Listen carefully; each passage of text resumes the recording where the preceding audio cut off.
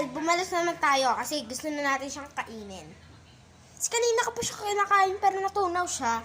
Yung flavor niya pala is, ano ba yun? Ube with cheese. Pero di ko siya makikita kasi malabo. Yung camera ko, kung pansinin yan ha. Ayan, kain ng ube with cheese. Ayan. Ube with cheese. Yan, ube with cheese. Yan, tara na, kain na tayo. Anong paghihintay? Tara! Open na natin yung door now. And then, punta tayo ulit dun sa inupuan ko. Wait lang guys, babalik tayo. So guys, and ngayon, ayusin na ganun yung chair. Napagin na natin yung ice cream ko dyan. You got this, man. Yan. First, kunin natin yung, syempre, ano pa, ang tigas ako. Ayan, guys. Ube with cheese yan. Ayan. Ube with cheese yan, guys. Okay, first, kunin tayo ng konti.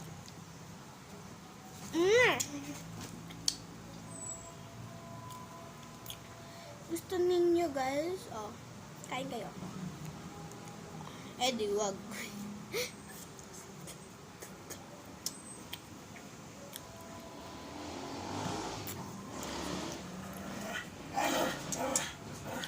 Why? Waiting. Oh, bye. Bleh.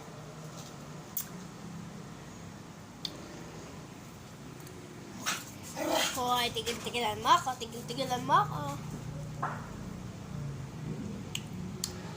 Bumili kasi yun. Meron pa ako dito kaago eh. Kaya siya naubos na ito eh. Nakita nyo guys, no? Kahit, di ba ganina, kaya bawas siya kasi kinain niya. Kasi na naman siya. And then guys, balik na natin ulit siya. Wait lang. Natin siya ulit doon. And ayusin natin ulit yung chair. And yan, balik na natin yung ice cream kasi natutunan ulit siya. Open natin yung door.